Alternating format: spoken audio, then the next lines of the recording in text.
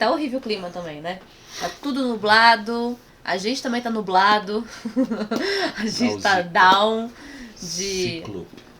rinite, que pegou dessa rinite toda ruim.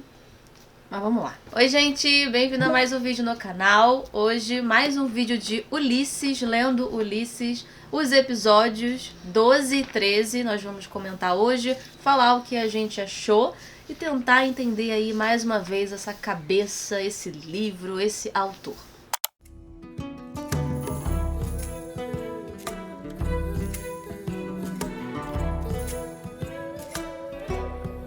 É chamado, então, Ciclope. E uma coisa que eu achei muito legal é que eu nunca imaginei que eu ia ler Ulisses e lembrar de Percy Jackson. Nossa. Nada a ver. Mas é porque também tem a ver. Tem toda a cena do Ciclope que acontece na Odisseia. O próprio autor de Percy Jackson usou também essa cena, ele se inspirou e fez, mas modificando, tirando o Odisseu e colocando o Percy, né? Que é o filho de Poseidon. Então tá tudo interligado ali na mitologia. Mas o que é o Ciclope, né, em si? A gente tem essa figura mitológica, que é um ser gigante, que tem um olho só, um único olho no meio do rosto. E o Odisseu com a sua esqueci o nome. Seus tripulantes, eles vão para essa terra para ir atrás de comida. E eles ficam presos, no caso o Ciclope, né, o Polifemo, né, que prende eles. Caso prendê-los para devorá-los ali, mas o Odisseu consegue até embriagar o Polifemo para conseguir sair de lá com os seus tripulantes e consegue driblá-lo, né? E aí a gente tem já o capítulo associado a isso, muito do que a gente vai ver é associado à própria figura do Ciclope. Eu tive um pouco de dificuldade no início, né? Eu acho que o 13 foi até mais fácil de compreensão. Não sei quanto a você. Mas o 12 ali, eu fico com um pouco de dificuldade de ver o narrador. E aí depois eu entendi o narrador ali, que é chamado Cidadão. E eu associei o nome Cidadão com Ciclope, por conta do cidadão e o Ciclope, e também as atitudes dele, né? A gente vê também um cara bem comum, aquele irlandês bem comum também. E vai ter a famosa, que eu ouvi muito falar disso, da famosa briga no bar, porque eles estão ali juntos bebendo, né, e tudo mais.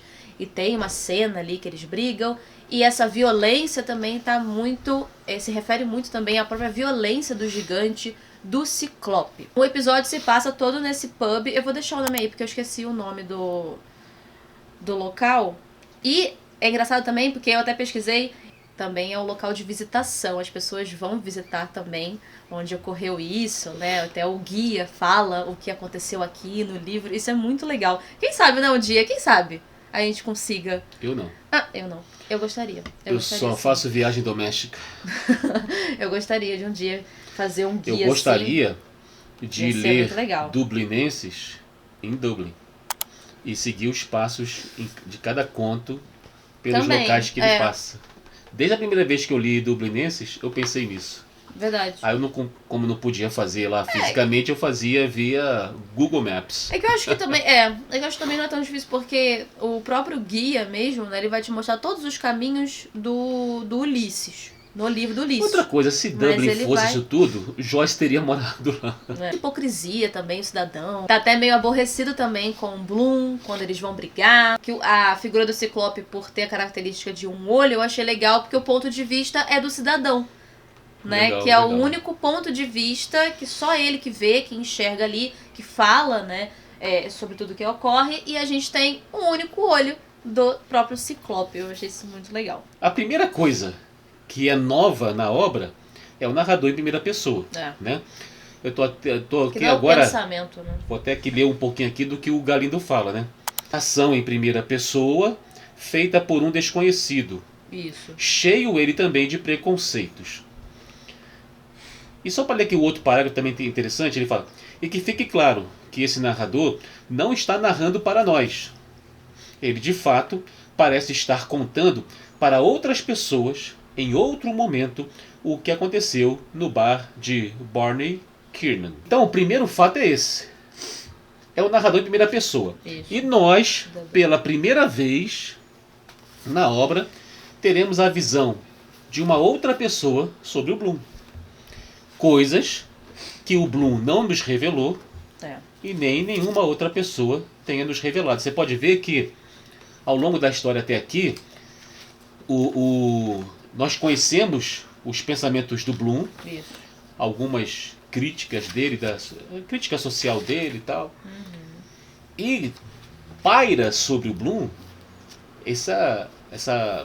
um mistério sobre a pessoa dele, né? Por conta dos outros personagens. E sempre comenta assim, muito superficialmente, né? Vagamente, né? É tipo uma sombra que passa, sabe? Agora, nesse momento, há uma revelação mais íntima.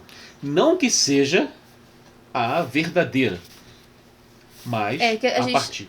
Aí você falou dele, do cidadão. Eu vi de uma forma diferente. Porque eu estou lendo a obra com outros olhos. Sim. Não estou muito preocupado com o paralelo com a Odisseia. Sim. Eu sei que tem que se fazer isso aí. Mas não estou muito preocupado com isso. Eu estou mais preocupado com o autor, James Joyce, e com a Irlanda dele, do tempo dele. Entendeu? Então eu vejo o cidadão como uma nova personagem. Uma nova personagem, calma que não é o óbvio, mas que simboliza todos os cidadãos irlandeses. Ali, esse sujeito, esse narrador aqui em primeira pessoa, ele se sente no direito de falar pela Irlanda. Ele é a Irlanda. Isso. Então, o cidadão é isso. Também. Eu falo pela Irlanda, porque até o momento ninguém falava pela Irlanda. Vou deixar aí os paralelos com a Odisseia. Quem quiser, vá lá ver o Galindo, ver o que a Bruna está falando. Mas o meu desejo mais são essas questões. Você quer falar alguma coisa aí? Não, isso é super importante mesmo. E não foi à toa mesmo que ele colocou o nome cidadão, né? Justamente para representar a própria Irlanda. Ele não gosta do Bloom. Você sentiu isso? Que ele não gosta do Bloom? Ele se aborrece com a presença dele? O Bloom, você pode encontrar o Bloom em vários locais, sabe? Que é um sujeito, como já falei, né? Ele também é um observador. Sim. Eu vejo ali o Joyce, jovem no Dédalus, no Stephen, e no Bloom. O que me lembra muito Joyce no Brasil era o nosso Lima Barreto, que escrevia para tipo dar uma resposta ou fazer uma sátira de alguma pessoa, de alguma coisa que aconteceu na vida dele, que aquilo o incomodou e o incomoda até então. Sim. E ele precisa colocar no papel como se fosse um tipo de dar o troco, né? E o Joyce faz muito disso. Galindo também fala sobre isso aí. Ele fala que o Joyce, né, eu lendo aqui sobre esse episódio do Ciclope, ele fala que o Joyce usou muito os seus escritos para atacar pessoas. Os contemporâneos de Joyce conseguiam perceber isso. É tipo o Escrivão Caminha, né? Recordações do Escrivão Caminha, do Lima Barreto, vários contos, várias coisas de Lima Barreto que ele está atacando pessoas bem específicas na sociedade. Então o Joyce faz isso. Eu acho que essa pessoa que faz isso não vai conseguir angariar muitos amigos. Então acho que o Bloom entra nesse perfil, sabe? Sim. Ele é um cara que tem opinião. E o Bloom tem um agravante para a época, e não só para a época. A gente pode até falar, depois eu vou falar sobre isso aí, uma coisa bem atual, porque o Bloom tem origem judaica. É por isso mesmo que eu tô te falando isso. Então já existe um preconceito enraizado do aborrecimento dele. E ao longo da história dos judeus, tudo que acontecia de ruim na nação, o judeu serviu de bode expiatório. Então é um povo que já vem sendo perseguido ao longo de toda a sua existência e tendo que resistir. E aqui ao longo nesse próprio episódio, o Bloom usa isso. Entendeu? O Bloom usa isso aí, que eu não quero aqui antecipar, mas quando chegar lá a gente volta a falar disso de novo. Outra coisa, como também já foi falado e observado várias vezes, o Joyce faz uso da linguagem do Novo Testamento o tempo todo. Eu tenho formação teológica e uma paixão literária pela Bíblia, não paixão religiosa, paixão literária, deixa isso aqui bem claro. tem que deixar bem claro, é uma paixão literária, já foi religiosa, mas hoje é literária. Na verdade, ela sempre foi literária, eu achava que era religiosa. Nossa senhora. Tá virando um texto de Joyce, hein? É, tô vendo mesmo. Aqui, o teu pai velho cego aqui, ó. Página 491. 491, que ele vai falar assim, ó. Ele declarou que antes enxergara como que em um espelho por enigmas, mas que aqueles que passaram para o outro lado abriam-se possibilidades extremadas de desenvolvimento átmico. Aqui estava naquela morte daquele cidadão, né? Que a gente já conhece aqui. É o amigo Dignan, dele, né? Dignan.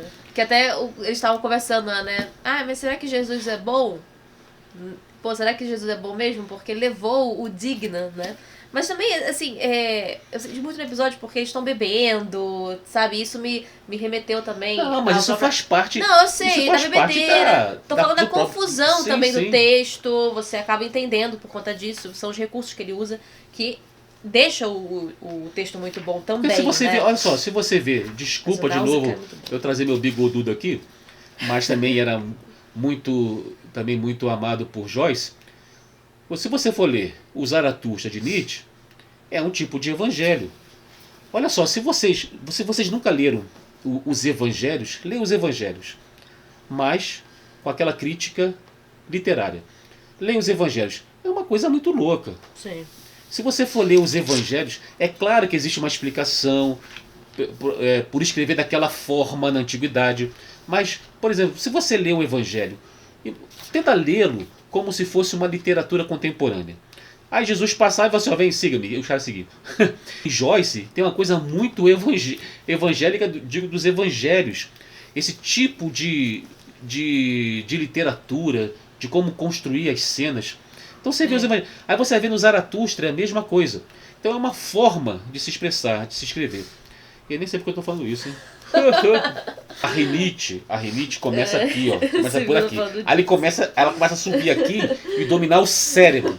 E vai dominando o cérebro. A gente tem que culpar alguma coisa. Aí como é que é? As sinapses. E vai ter uma coisa que fazia parte do povo. E diante da morte, você busca os escritos sagrados. Não tem. Aí já não entra mais a literatura científica. Enquanto há vida, a ciência. Acabou a vida, vem as escrituras, vem o sagrado, aqui, né? o imaginário, né? Se vai dar pra eu. Vai dar pra eu chegar até lá.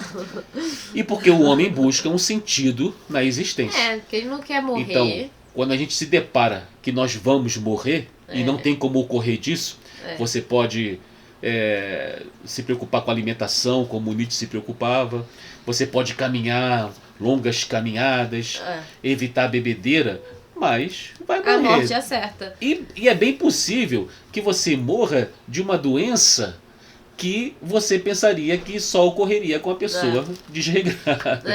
Então isso é a ironia da existência.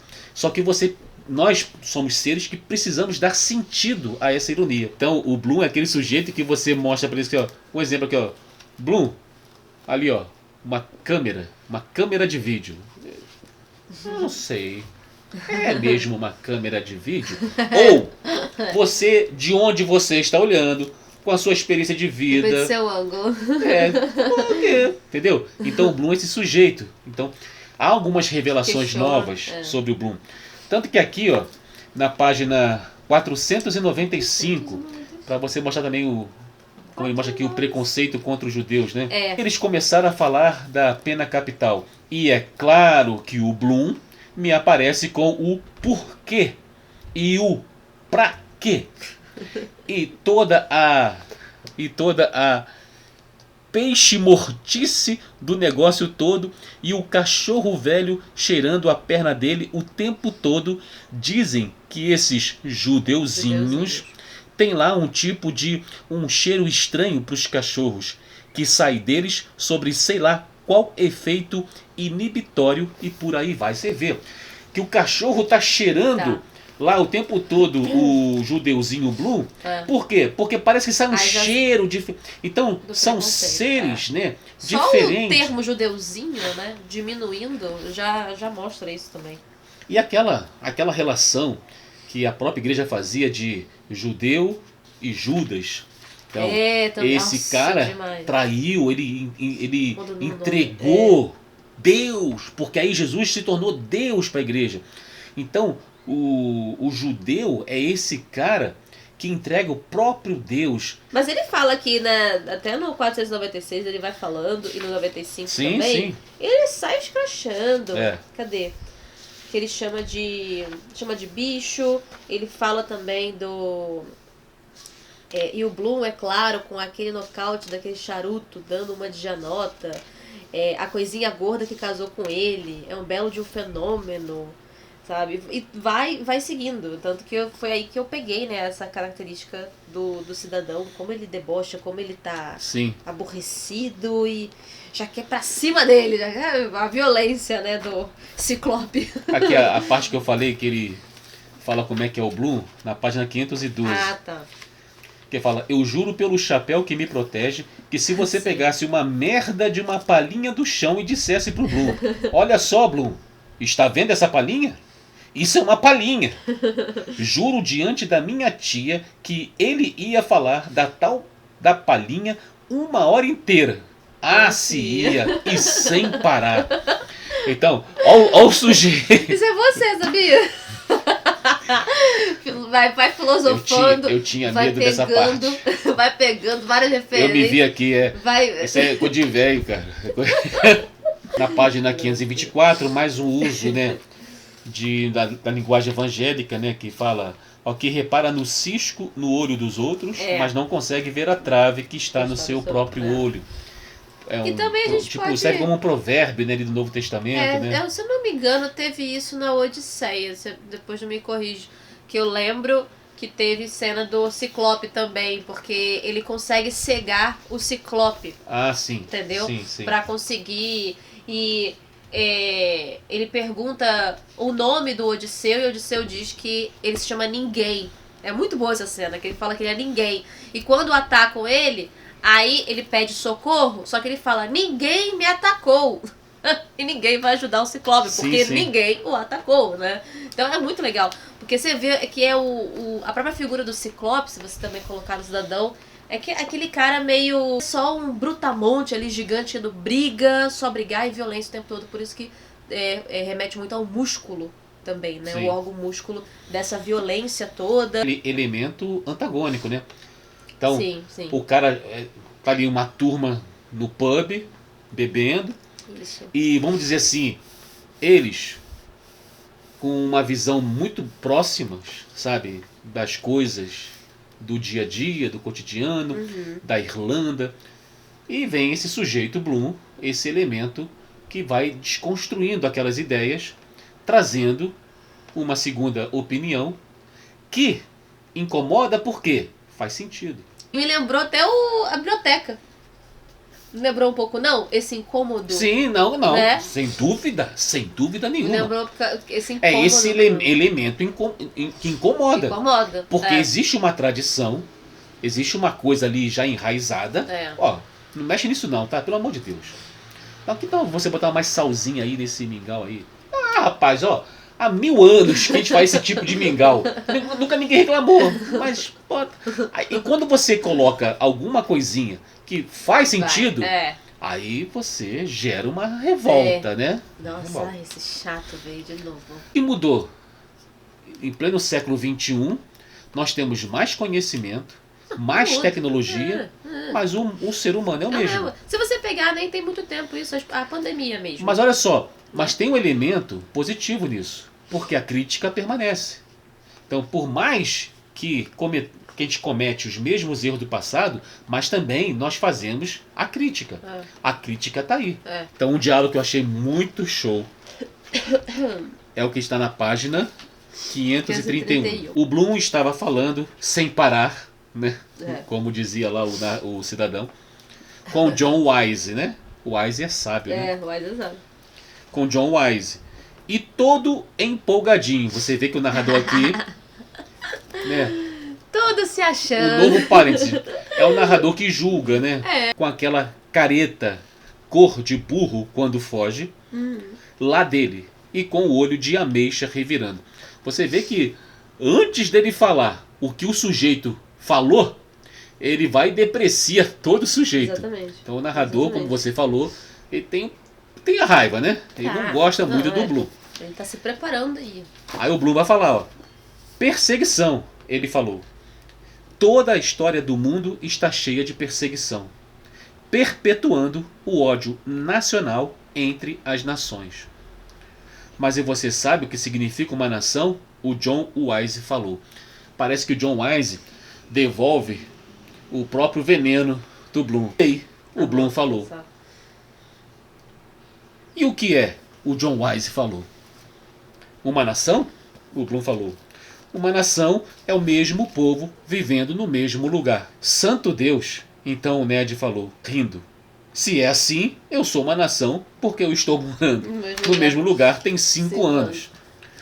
Aí é claro, você vê, ó, aí é claro que todo mundo ria, ou melhor, que todo mundo riu da cara do Bloom e ele falou tentando sair da esparrela. Ou vivendo em lugares diferentes também. Isso. O que já cobre o meu caso, o Joey falou. Qual é a sua nação, se você não incomoda? O cidadão falou. Por que ele fala isso?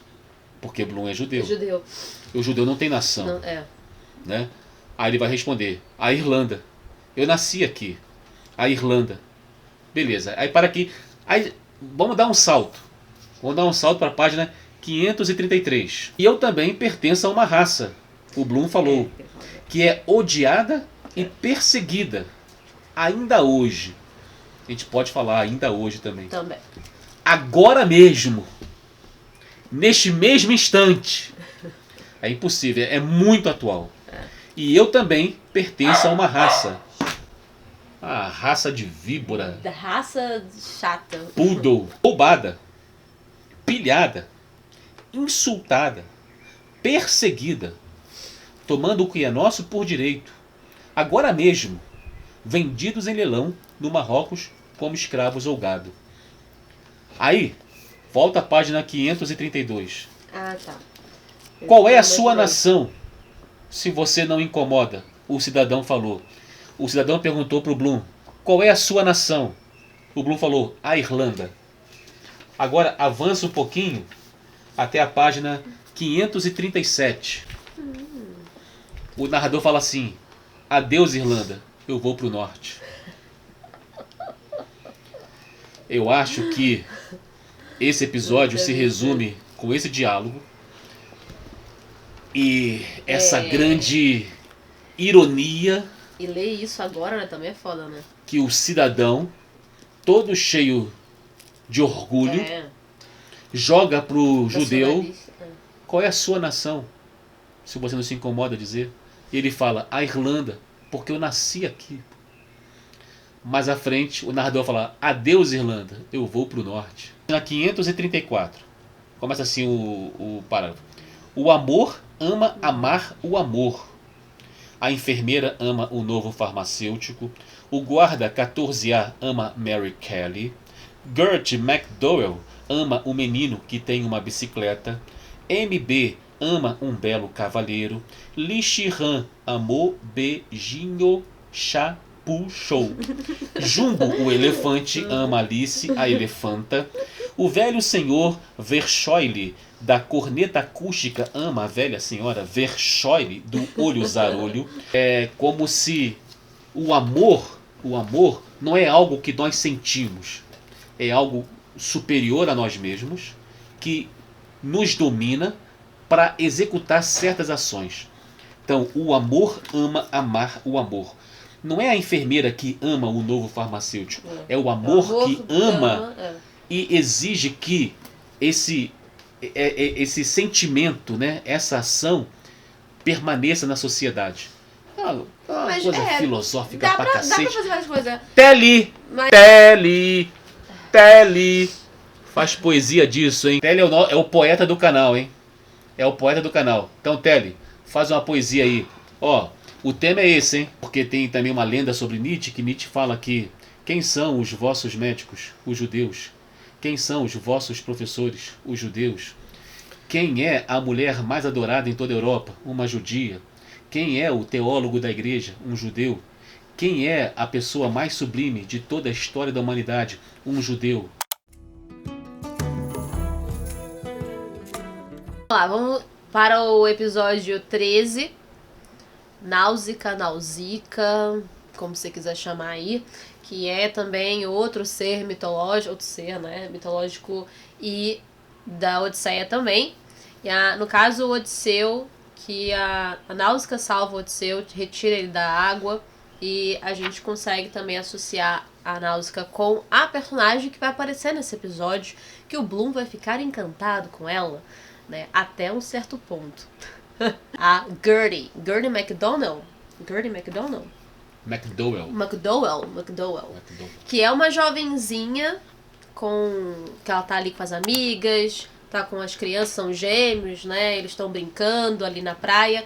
E isso também a gente vê na Odisseia, também tem uma cena parecida. E sabe o que me lembrou? Eu tava lendo, eu lembrei do filme e livro da Helena Ferrante, A Filha Perdida. Tem uma cena da Filha Perdida que ela está, protagonista, na praia também, e ela narra toda a cena observando aquelas pessoas, né, que vai ter também tudo a ver com uma criança mesmo, né, que vai se perder, e ela observa todas aquelas pessoas na praia, consegue saber o nome, do que falam, do que conversam. É interessante porque me remeteu muito a isso, né? Não sei, Helena Ferrante também quis utilizar aí do Odisseu, do Ulisses, não sei.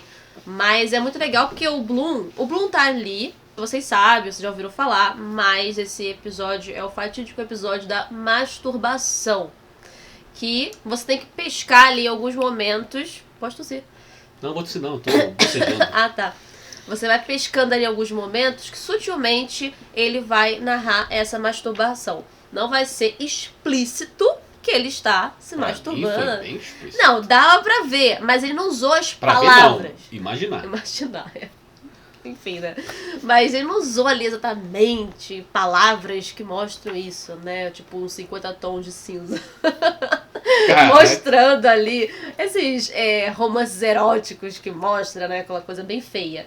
Foi até poético. O momento que é legal, ele não sabe que ela, na verdade, ela é manca, né? Tendo fogos naquele momento. E eu achei muito, muito bom, cara. Eu achei muito bom. Eu sei que às vezes se você parar, cara, é sério que é isso? Parece ter um pouco... É nojento, mas eu achei muito bom o jeito que ele narra a masturbação no mesmo momento dos fogos. Então toda aquela simbologia dos fogos, na verdade é o momento que ele está ali no seu clímax. Sabe o que você me lembrou? Aquele filme do Woody Allen. Lembra dessa cena? O filme do Woody Allen? Qual deles, meu filho? Eu agora esqueci, o pessoal vai lembrar aí. É só a gente pesquisar.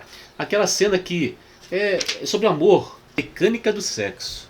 É o nome do filme. Ante a ejaculação. Ah lá. Ah! Ali faz controle da missão, preparar lançamento, ah lá. Preparar lançamento. São os espermatozoides, né? Vão chegar lá. Atenção, espermatozoides. Ah, sim, lembro. Eu lembro. Os espermatozoides! Eu espero que vocês não trollarem. Lembro disso. De cabeça.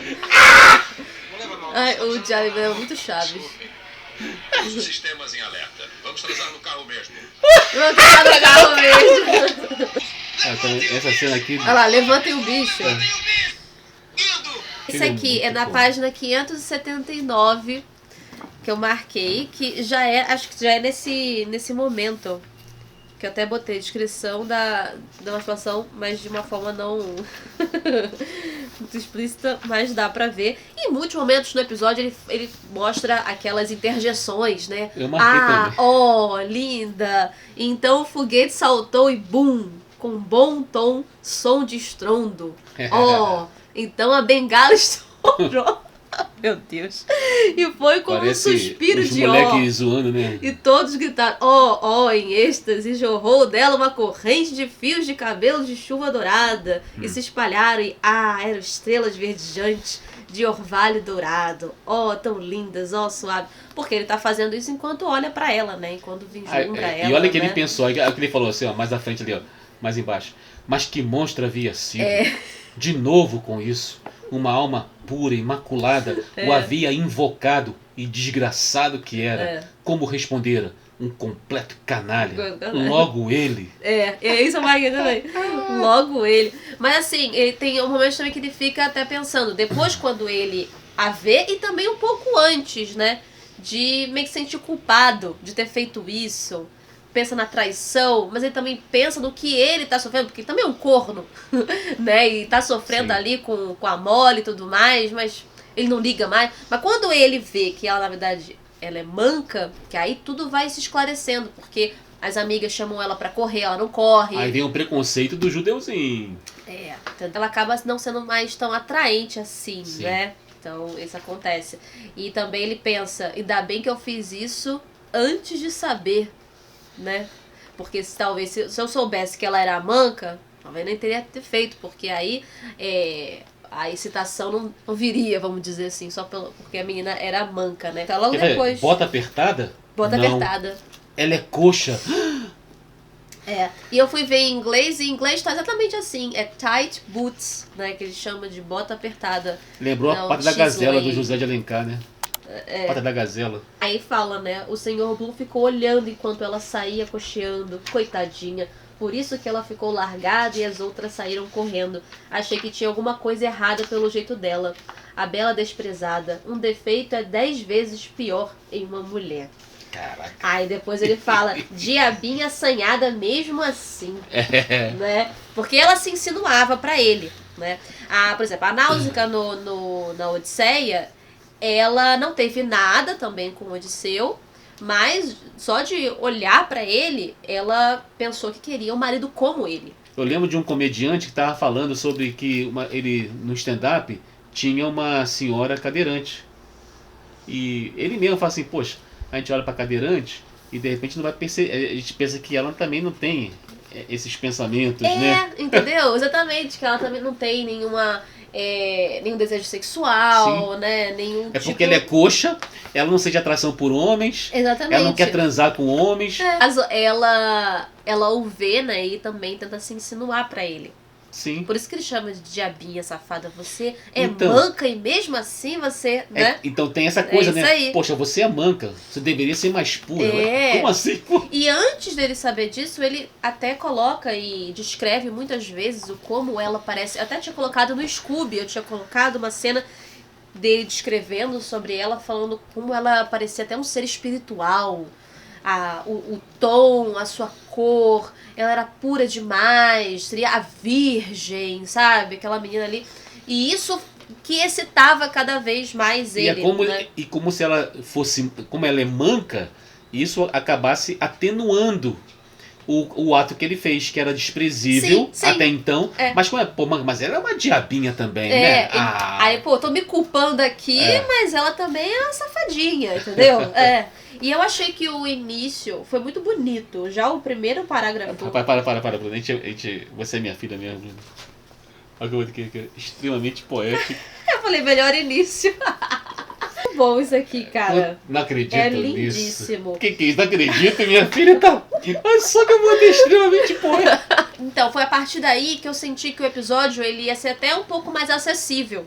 Sabe, da musa. Ó, você vê na página musa, 553, e falando aqui, ó. Mas quem era Gertie? Isso. Era com toda a justiça o mais belo espécime da cativante feminilidade irlandesa que se pode desejar. Era declarada linda por todos os que a conheciam, muito embora, como sempre dissessem, tivesse mais de Giltrap que de MacDowell. Então você vê, já tem essa idealização da musa, daquela mulher que representa todas as mulheres irlandesas por sua beleza, porque todos se encantam, né? É a musa do verão, calor no coração. O tanto do teu beijo traz alucinação. Anos 90 isso aí, né? Isso Não, é anos 90. anos 2000. O início dos anos 2000. Bem iníciozinho. Felipe Dilon. Eu sei, Dilon. Anos 2000. Quando ele a viu pela primeira vez, né? Ele ficou vendo, pensando muito nela como um ser angelical, espiritual, belíssima. E ele também achava que, olha, como ela é boa filha, ela deve ser uma boa filha, porque ela cuida da mãe. Aí ele até fala isso. E isso diz muito das filhas mais velhas, que cuidam da casa. E eu acho que conforme ele ia falando isso, era pra criar ceninhas na cabeça dele, sabe? E ele poder se excitar. Um pezinho como o de Gertie MacDowell. Pata da Gazela. Pata da Gazela. E aí é mais pra ele poder criar essas cenas na hora de fazer, né? Na hora de se masturbar mesmo, entendeu? Então eu falei, caraca, isso aqui vai ser continho da revista da Playboy, ia dar certo. Aqueles contos de revista, né? Sim, sim. Verdade. Eu achei uma coisa interessante que eu li no Joyce Project, né? Que é aquele... Você consegue ver aquele site Sim, legal, sei. você consegue pesquisar Eu sei. as coisas. E aí ele tá falando na 581, ele fala da Molly e ele cita, por isso 581? por isso eu comprei as ligas violeta pra ela. Ele fala ele vai citando várias questões ali femininas, e ele vai lembrando da Millie e da Molly, porque ele fala de uma carta. Né? O tempo todo ele tá com uma carta no bolso, que ele não tira, né? E aí ele fala, por isso que eu comprei as ligas violeta pra ela. Eu falei, gente, que é isso? Eu sei que tem um monte de coisa que a gente não entende, mas isso me chamou muita atenção. E eu vi que lá no Project tinha sublinhado, que você conseguia pesquisar pra ver, né? E ele fala muito sobre o violeta e o malva também, que estava muito em alta. Essas cores estavam muito em alta desde a metade do século XIX, na era vitoriana, para o início do século XX, e ele comprava muito isso pra ela, remetendo à cor do filho morto deles. Eu achei isso muito interessante, porque eu falei, isso seria uma resistência, né? De você lembrar do rosto morto do seu filho roxo, daquela cor violeta, malva, e não querer nada daquela cor. Muito, muito pelo contrário. Era justamente por isso, pra lembrar do filho. Começa na 564.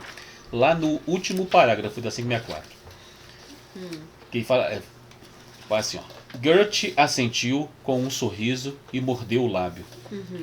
Um rosa delicado subiu à sua bela face, mas ela estava determinada a lhes mostrar e, portanto, levantou um pouco a saia, mas só o bastante, e fez pontaria direitinho e deu um belo chute na bola, e ela foi parar lá longe, e os dois gêmeos, as crianças, né, atrás dela, indo para os seixos.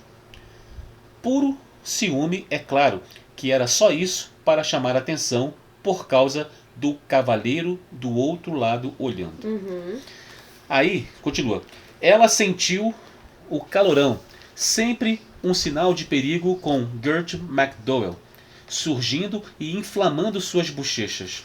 Até aquele momento, haviam apenas trocado olhares dos mais casuais, mas agora, por sob a aba de seu novo chapéu, ela arriscou lançar-lhe um olhar, e o rosto que seus olhos encontraram no crepúsculo,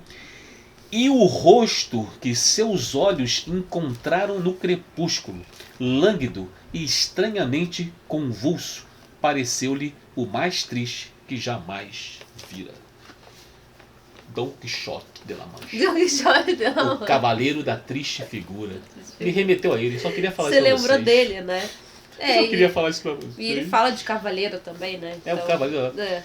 O cavaleiro da triste figura. Da triste figura. É bonito isso aqui, né? Bem poético, né? Tá muito bonito esse episódio. Logo esse. E o rosto que seus olhos encontraram no crepúsculo, lânguido e estranhamente convulso, pareceu-lhe o mais triste que jamais vira. Estranhamente convulso, é bem quixotesco, né? Convulso, que sujeito estranho, né? Na 570 também ele coloca no finalzinho do segundo, esse gigante parágrafo aqui, né? Ele a mirava como a serpente mira sua presa. Seus instintos femininos lhe diziam que ela havia acordado o demônio que nele residia. E diante dessa ideia, um flamejante escarlate varreu-lhe do pescoço a testa até tornar-se uma rosa. Um rosa glorioso, a linda cor de seu rosto. Você vê que parece também... Bonito. Deixa eu puxar a sardinha pro meu lado de novo. Cantares de Salomão, que é aquela coisa da relação do amado com a sua amada. Lembra muito disso, essa linguagem poética o tempo todo, Sim. sabe? Dele para ela e dela para ele. Entendeu? Sim, sim, Parece sim. que são dois Aquela amantes. coisa silenciosa, né? Aqueles dois amantes se declarando mutuamente. Será que ela tem ideia do que ele está fazendo? Então, é isso que eu tô perguntando. Não, ela Será não que ela percebeu, não. percebe? Não, agora eu entendi. Não, ela não percebeu, não. Tô falando, não. Ela Porque- fica com raiva da outra, que fica temendo querendo se mostrar pra ele. Ela foi ela lá, né? E ela, isso que você falou, levantou um pouquinho a saia pra dar o chute, porque ela tá tentando esconder também que ela é manca, né? Porque ela tá se insinuando pra ele e tudo mais, mas ela tá escondendo também isso. E infelizmente, na hora que eles estão saindo, não tem como não ver, e ela vai ver que ela é manca, né? Episódio aí é o Nausicaa, não sei, Nausicaa. Fala Nausicaa, fala Nausicaa. Nausicaa. Então você vê também ali, no finalzinho dele, o Bloom vai chegando à conclusão que a existência é uma repetição, né? E nem acha que isso seja ruim. E não há muita diferença entre nós e os animais. Assim como os animais se insinuam, né, quando querem sexo, a gente também se insinua. E no final ele fala do cuco. Que ele vai repetindo, que é o relógio, né? Sim. O tempo todo. Que eu acho que o livro todo, mesmo que a gente não sinta, o tempo tá passando. Né? As horas estão passando e é sempre bom lembrar que é um dia inteiro. Né? Às vezes até esqueço disso, que ele tá indo no mesmo dia, não se passaram outros dias. Então é sentir que o tempo tá passando, cara. E depois ele até coloca, né? Ele fala, acabou comigo aquela mulher, não tão moço mais, será que ela vem aqui amanhã? Ficou esperando pra ver se ela viria amanhã, será que eu volto aqui, né? Com esse desejo. Mas muito bom, eu gostei mais ainda do que o Ciclope. Mas eu achei também até mais acessível. Então deixa nos comentários o que vocês acharam desses dois episódios.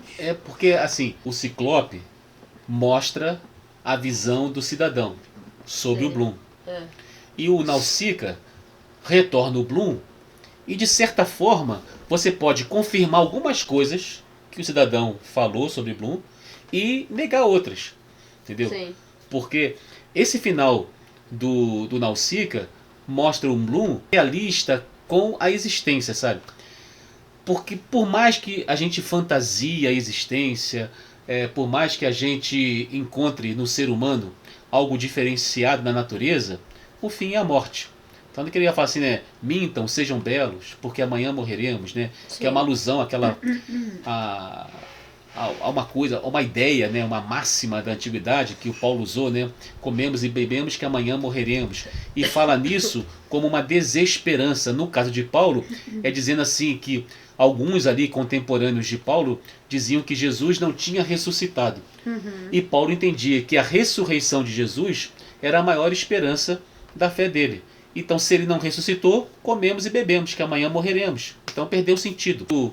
Você chega ao entendimento da vida que de repente mexe com os alicerces da sua fé, dos seus ideais, ou você vai se refazer, ou você vai entrar nessa indiferença.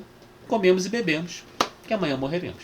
Esse foi o vídeo de hoje, eu espero que vocês tenham gostado. Deixa nos comentários aí, curte também, mas ajuda aí a gente, comenta, fala o que vocês acharam desses episódios, fala também se você já terminou, se você está muito lá na frente. Mas não deixa de falar o que achou, se tem algo a acrescentar também, coisas que talvez a gente não tenha enxergado e que você gostaria de deixar aí suas considerações. Quem não curtir, a mulher que não curtir vai ficar coxa. Ai, que horror. E o homem que não curtir, Oh, meu Deus do o céu. seu badalo vai cair. É a praga de Joyce. Era melhor as traças, né? Era melhor as traças. Tem que ter um contexto com o vídeo, pô. Ah, sim. Deus abençoe. Margarete, Margarete. beijo. Então é isso, gente. A gente se vê agora na próxima. E vou deixar também na descrição os outros 2 dias. Ainda tem mais 2 dias de vídeos de Ulisses. Acho que no dia 19 ainda desse mês. E depois o outro só em novembro. Alguma coisa assim. Obrigada pela paciência e por ter chegado aqui até o final. A gente se vê na próxima. Obrigada por ver mais um vídeo do Bruni Livros. Tchau!